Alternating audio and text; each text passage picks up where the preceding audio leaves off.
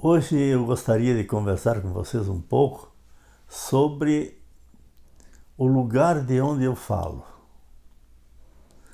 Eu falo de um lugar geográfico.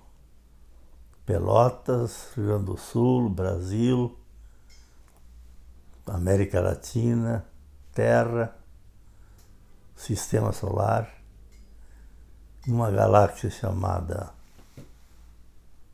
Via Láctea, num cantinho do universo.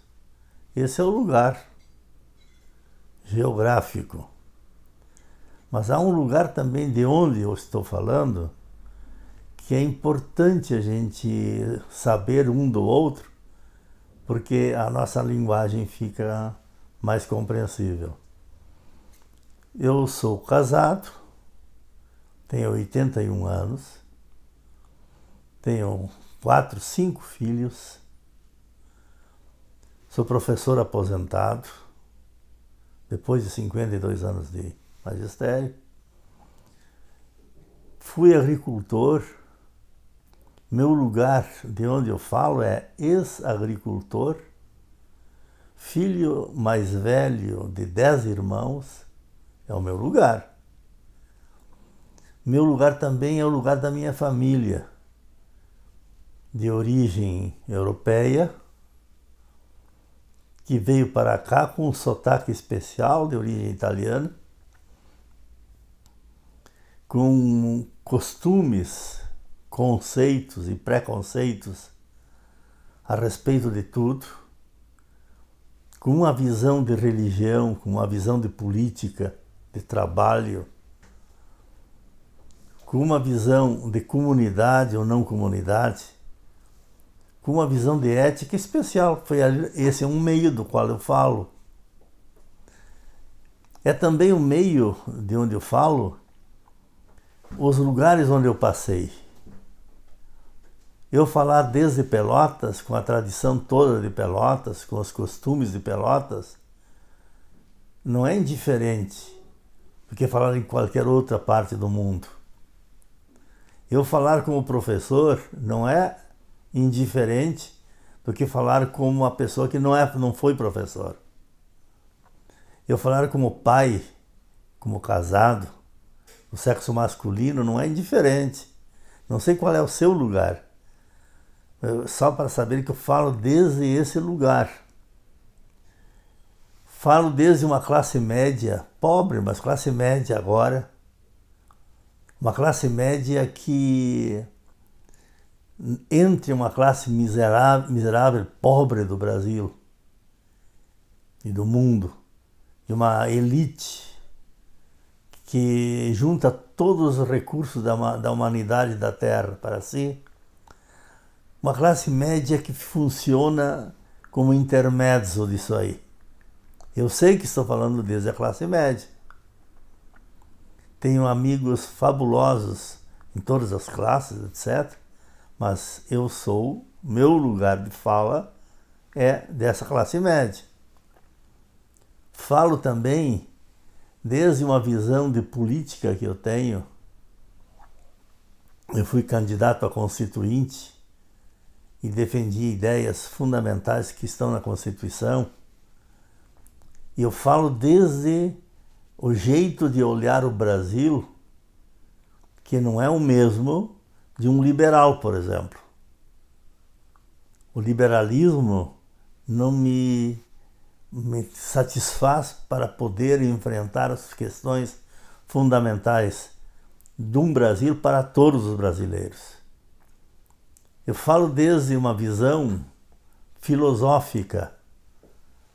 Eu não aceito, por exemplo, uma visão filosófica que é simplesmente do acaso, que começa dizendo que o mundo foi feito do acaso. E assim vai. Há um lugar de onde eu falo. Lugar econômico, lugar social, lugar político, lugar religioso de onde eu falo. Há um lugar, eu não sou padre, não sou pastor, mas eu tenho uma fé que eu organizo, que eu cultivo. É desde esse aspecto, também falo. Portanto, o que é que eu aprendi nessa minha perspectiva e desde esse meu lugar? Primeira coisa que eu aprendi foi que a história da humanidade não é como contaram. E que se eu narrar a história da humanidade como me ensinaram na escola, eu me alieno, fico fora da história. Especialmente uma coisa que é fundamental, que eu aprendi, que não existe classe e idade média senão para o Ocidente europeu e para aqueles que foram afetados por ele. A China não teve idade média, o Japão não teve idade média, a Índia não teve idade média, os árabes não tiveram idade média, os nossos maias e astecas não tiveram idade média. A idade média é típica de um pequeno grupo de países europeus e que inventaram contar a história para que a história toda culminasse neles. Alemanha, França e Inglaterra. Pois bem, partindo de um outro jeito de olhar a história, nós redescobrimos uma coisa, eu aprendi isso muito tempo depois. Aprendi que a história começa cerca de 10 mil anos antes de Cristo. Se vocês percebem que o homem existe na Terra há 4 milhões de anos, dos 2 primeiros milhões de anos somente na África. Todos somos africanos. E depois se esparramaram pelo mundo e originaram aquelas grandes civilizações. A primeira, a Bantu, a egípcia, Suméria, do Rio Indo, da China, na América 3 grandes civilizações, maias, astecas e incas, com uma semelhança entre si na civilização fabulosa, que nós podíamos resumir. Essas civilizações que vão até 2500 a.C., grandes civilizações comunitárias, elas trabalhavam ao redor e como comunidade. A comunidade é o fulcro, é o jeito, é a maneira que os homens descobriram. Olha que com 4 milhões de anos de caminhada, não são 2 mil. A melhor maneira de ser humano que os homens descobriram é ser comunitário. Se vocês olham os egípcios, os sumérios, por exemplo, vocês vão se aperceber, todas as civilizações que eu falei, vão se aperceber que para ser comunidade é necessário alguns requisitos. Por exemplo, é impossível que haja uma comunidade como comunidade se houver a propriedade. Jamais esses povos admitiram a propriedade. Eles admitiram a posse. Depois, os outros povos que virão depois de 2500 a.C., os indo-europeus, eles introduzirão uma outra ideia, a propriedade. Se nós guardarmos bem essas duas ideias, nós temos a chave para poder entender, em grande parte, tudo que vai ocorrer depois na Europa, nos países invadidos pela Europa, da América, da África e da Ásia, e na globalização de hoje. A chave, me parece, para interpretar toda a história é a comunidade que se organiza através da posse. E depois os invasores que, a partir de 2 ferramentas bélicas fundamentais, o ferro e o cavalo, a prepotência dos dois invadem, tomam conta das civilizações e estabelecem a propriedade. Qual é a diferença entre posse e propriedade? A posse, a gente diz, tem aquele que, tendo necessidades, eu tenho necessidade de comer. Há um fruto, eu me aposso do fruto para satisfazer a necessidade. A posse tem ligação direta com a necessidade daquele que possui. Eu preciso morar. Possuo uma casa, um albergue, qualquer lugar. A casa que eu a possuo porque tenho necessidade de me abrigar. A posse, diziam essas civilizações antigas, e se você quer experimentar, caminhe entre esses povos originários da América, aqui do Brasil, os nossos chamados índios, esses povos originários, os bororos, chavantes, esses povos originários todos. E pergunte a eles se eles aceitam a propriedade. Você vai se escandalizar que eles não admitem jamais a propriedade. Uma vez entre os chavantes eu percebi uma coisa incrível. Perguntando a um índio Antônio, muito meu amigo, por que ele não refazia a sua pequena cabana? Por que ele não avançava para o terreno maior? Ele disse, porque fica feio. De quem é esse terreno na frente? Ele me olhou. Sim, de quem é? Quem é o proprietário, o dono do terreno na frente? Ele quase me bateu. Ele ficou assim, dizendo, como? Ninguém é proprietário. O Criador criou as coisas para todos os homens usarem de acordo com sua necessidade. Ninguém é proprietário. Cuide bem essa ideia. Se somos uma comunidade, a comunidade se organiza, a primeira coisa que as comunidades faziam era a posse comunitária rotativa da terra. Digamos os nossos índios aqui, eles tinham um costume interessante, no Egito também existia, nesses outros povos também existia. Uma área que era cultivada era possuída por uma família, ou por aqui por um ailu, que eram 100 famílias, durante 2 anos.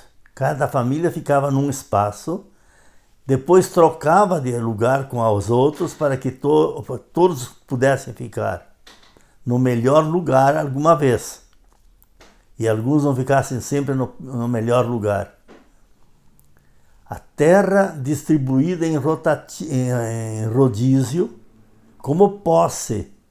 Mas de quem é a terra de que eles possuem? Do rei? Não.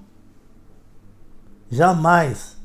A terra seria do rei, do faraó. Nem de Deus era a propriedade. Foram os europeus que inventaram que Deus é o dono do mundo. Deus não precisa ser dono de nada. A posse como dom, ele dá todos os bens para que todos aqueles que precisam as utilizem. Agora, veja a propriedade. Quando alguém, com violência do ferro e do cavalo, invade uma comunidade dessas, toma conta da terra do outro, vai dizer assim, a terra é minha e eu faço dela o que eu quiser. Eu vendo, troco, alugo, moro, faço o que eu quiser. Mas você só tem necessidade de um pequeno espaço de terra. Ah, mas eu sou proprietário da maior parte de terra. E nessa maior parte que eu não possuo, eu sou proprietário. Eu possuo um apartamento para morar, para viver. Mas eu tenho mais 50 apartamentos que eu não possuo. Eu sou proprietário deles. Aquele que precisa de um apartamento, vem me pedir o apartamento e eu alugo o apartamento. No Brasil, a posse é uma propriedade de calça curta. Não chega a ser o lugar em que uma pessoa possa ficar sossegado para ancorar a sua vida, a sua família, as suas esperanças. A terra é objeto de compra e venda só. É interessante que, se eu sou proprietário da terra, para que eu seja proprietário, eu preciso ser proprietário absoluto. Do contrário, a propriedade não funciona. O proprietário que invade essas civilizações no ano 2500 a.C., nós chamaremos de indo-europeus, eles querem ser proprietários da terra, dos que trabalham a terra, portanto criaram a escravatura, da mulher, porque é o macho que faz isso. Então nós temos o machismo e o uxoricídio, do filho, que eu incorporo ao meu patrimônio se eu quiser e se eu precisar, se eu for utilizar a ele. Eu sou proprietário dos frutos da terra, faço dos frutos da terra. Eu preciso de um saco de trigo para viver. E produzo com os meus escravos, produzem 1000 sacos, e eu só preciso, para satisfazer minha necessidade, de um saco, de 10 que seja, de trigo. Eu sou proprietário de 1000 e faço dos 1000 o que eu quiser. Eu dou, eu estrago, eu queimo, eu vendo, faço o que eu quiser. A mesma coisa com os trabalhadores da terra. A mesma coisa com a mulher, com o filho. E depois ele avança. Eu sou o dono de mim mesmo. Vejam, a propriedade sobre uma concepção de mundo, de vida. Eu que sou o dono de mim mesmo, no entanto, encontro uma contradição em mim. Eu quero ser dono de mim, mas o corpo não me obedece. O corpo, eles vão dividir o homem então em 2 pedaços. Corpo e alma. A alma como se fosse assim a divindade do homem. E o corpo como se fosse o castigo do homem. O corpo não me deixa ser. O corpo é meu inimigo. E tudo que é aquilo que se origina do corpo é mal. A fome, o sexo, a dor, tudo que se origina do corpo, a imaginação, a fantasia, tudo é mal. Portanto, eu só queria destacar esse pequeno aspecto. Os povos comunitários que viveram essas grandes civilizações e que depois foram invadidas pelos indo-europeus eram povos da comunidade que se baseia na posse.